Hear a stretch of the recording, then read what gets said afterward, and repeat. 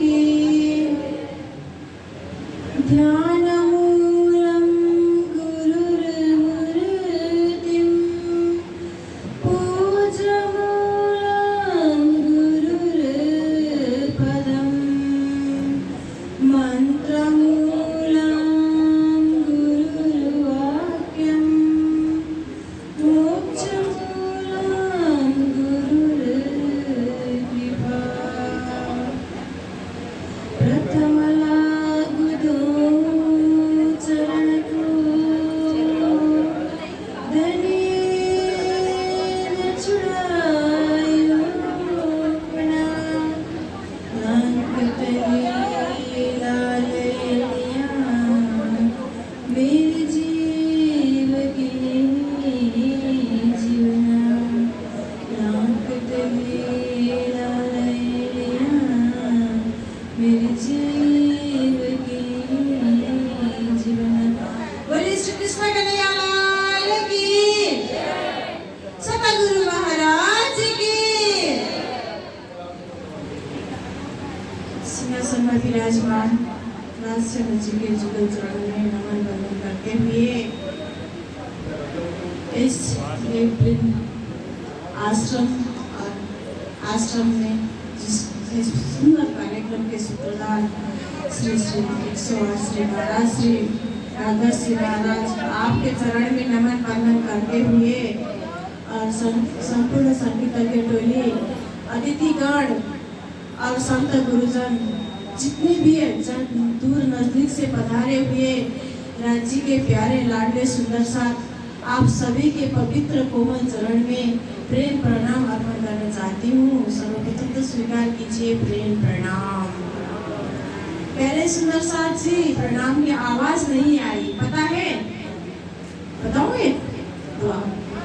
झुकता वही है जिसमें जान होती है, अक्कड़पन तो मुर्दे की पहचान होती है। बोले श्री प्राणनाथ प्यारे की, सतगुरु महाराज की। हम सतगुरु महाराज जी के चरण में बैठे हैं और उन्हीं के जयकारे बोलने में कंजूस करते हैं। तो ये बाणी किस काम की? ये बाणी कहाँ यूज करेंगे? बैठे तो है सतगुरु महाराज के चरण में। तो प्यारे सुंदर साथ जी, हम लोग संसार में आए हुए हैं। हम लोग संसार में आए हुए हैं और संसार क्या है पता है? शास्त्र कहता है संसार दुखालय है, दुख का आलय है, यानी कि कई तरह के दुख मिलते हैं संसार में। और शरीर को क्या बताया गया है पता है? शरीरम रोग मंदिरम, यानी कि ये शरीर है रोग का घर है। इस शरीर में भी कई तरह के रोग लगते हैं, पता है? जैसे शरीर को रोग लगता है ना, उसी तरह आत्मा को भी रोग लगता है कि यहाँ तो एक से एक बहुत मशहूर कलाकार है, वाणी के भजन गाते हैं। मानो इधर के क्षेत्र तो बोलते हैं कलाकारों की क्षेत्र है, तो सब वाणी की चौपाई गाते हैं। अगर चौपाई गाने में मजा तब आती है जब मजा आएगा कि चौपाई का भाव क्या है, चौपाई के माध्यम से क्या खोल रहे हैं प्राणनाथ स्वामी, उसको पता चले। तो आइए, जैसे आप सभी लोग गाते हैं वही वाणी की चौपाई में आप चौपाई के माध्यम से थोड़ा समझाती हूँ। तो एक मैं आप लोगों की सखी रे आत्म रोग बुरो लग्यो, सखी रे आत्म रोग बुरो लग्यो, याको दारू न मिले तबीब, 14 भवन में न पाइए सो हुआ हाथ हबीब। बोलिए श्री प्राणनाथ प्यारे की। यानी कि रोग कैसा लगा? शरीर को भी रोग लगता है। रोग कई प्रकार के होते हैं। जैसे शरीर को रोग लगता है, किसी को कैंसर होता है, किसी को किडनी डैमेज होता है, किसी को लीवर डैमेज होता है। इस सब चीजों के उपचार 14 भवन में मिलते हैं कि नहीं बताइए? जैसे शरीर को रोग लगता है उपचार मिलता है, और आत्मा को रोग लगता है तो उपचार मिलता है या नहीं मिलता है बताइए? और आत्मा रोग का लक्षण क्या है? किस चीज को हम आत्मा रोग बोलते हैं? आत्मा मरता है? नहीं मरता। आत्मा नहीं बनता है। भगवान श्री कृष्ण ने आपने ओंकार बिंद से भी बताया है कि नैनम छिन्नन्ति शस्त्राणि नैनम दहति पावकः न चैनम क्लेदयन्त्यापो न शोषयति मारुतः। यानी कि भगवान श्री कृष्ण ने अर्जुन को समझाते हुए बोले कि हे कृष्ण, आत्मा बढ़ता नहीं है। जैसे हम कपड़े पुराने होते हैं, फट जाते हैं तो नया कपड़ा बदलते हैं, उसी तरह ये शरीर पुराना होता है, ये शरीर बुरा होता है तो आत्मा ने घर बदलता है। तो आत्मा को भी रोग जरूर लगता है।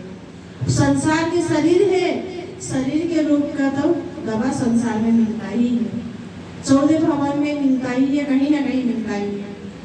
अब आत्मा रोग का जो दवा है वो कहाँ मिलेगा? तो या को दारू ना मिले तभी, यानी कि दारू का मतलब वो मत समझना मेरे प्यारे सुंदर साथ से, जो ठेके पे मिलते हैं वो दारू नहीं है। दारू का मतलब दवा, जो आत्म रोग की दवा, अब वो कहाँ मिले?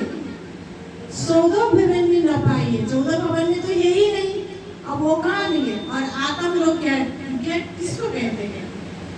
जो हाथ हुआ हबीब, यानी कि वो तो जो आत्म रोग का दवा है वहाँ तो हबीब हमारे प्यारे प्रहलाद जी के पास में है, सदगुरु जी के पास में है, जी के पास में है। और आत्म रोग क्या है पता है? जैसे हम लोग बोलते हैं ना 83,93,999 योनियों के बाद में जब 84 लाख योनियां आती है तो मानव योनियां मिलती है। अगर आत्म रोग लग गया ना तो फिर वही चक्कर काटना पड़ता है। जैसे शंकराचार्य जी ने बोला है ना, पुनरपि जननम पुनरपि मरणम पुनरपि जननी जठरे शयनम यह संसारे कल दुस्तारे कृपया पाई मुरारे। यानी कि आत्म रोग का मतलब क्या होता है? फिर भी अनेकों योनियों में चक्कर काटना, फिर भी जन्म लेना, फिर भी मरना, वही आत्म रोग है। और इससे मुक्ति पाने के लिए इससे दवा क्या हमें कैसे मिलेगा? तो इसका दवा है परमात्मा के वचन। अगर हम परमात्मा को पीछ देते हैं तो आत्म रोग लगता है। जब परमात्मा को पीछ देते हैं तो उसी को बोलते हैं आत्म रोग। आत्म रोग का तो लक्षण है तो होता ही नहीं है, कैसे पता चलेगा इसको आत्म रोग लगा है? क्योंकि अभी समय किसी के पास नहीं होता है। क्या होता है ना, सबको संसार है, भागवत में कहा गया है कि उदरम भरेणो जीवा, जैसे बोल के कहा गया है कि कलियुग में क्या होता है, जैसे वो गुजारा हो, अपना गुजारा कैसे हो हम वो करते हैं। तरुणी प्रभुता के लिए श्याल को बुद्धि दाएगा उदरम भरेणो जीवा, ऐसे बोलता है भागवत जी ने बोला है कि कलियुग है तो हमें समय नहीं मिलता है। क्या होता है पता है? सुबह होती है, शाम होती है, फुर्सत नहीं है काम से। ध्यान देना, सुबह होती है, शाम होती है, फुर्सत नहीं है काम से, तो कुछ समय ऐसा निकालो, प्यार करो भगवान से। बोलिए श्री प्राणनाथ प्यारे की। तो भवरोग यानी कि आत्म के रोग, जो आत्म के रोग से हमें बचना है, यानी कि हमें मोक्ष पाना है, हमें परमात्मा के पास जाना है और दवा ढूंढना है, तो हमें क्या करना पड़ेगा? परमात्मा से रूबरू होना पड़ेगा, पीछ नहीं। परमात्मा को अपने चेहरा दिखाना पड़ेगा। चेहरा दिखाना का मतलब भजन भक्ति करना है, परमात्मा को समर्पित होना है, संसार के काम भी करना है, फिर भी संसार के जो काम है उसमें उतने आसक्त नहीं होना चाहिए। जब हम अनासक्त होकर भक्ति करते हैं ना तो आत्मरोग भी नहीं लगता है। तो प्यारे सुंदर शांत से रात्रि के समय है, प्रवचन से ज्यादा भजन में अच्छा लगता है ना, थोड़ा मन भी लग जाता है। यहाँ बहुत से कलाकार भी है, सब उस्ताद है, तो इनके सामने तो हम पीके पड़ते हैं। फिर भी राजी महाराज के 2-4 शब्द बोलने का मौका मुझे भी मिल गया।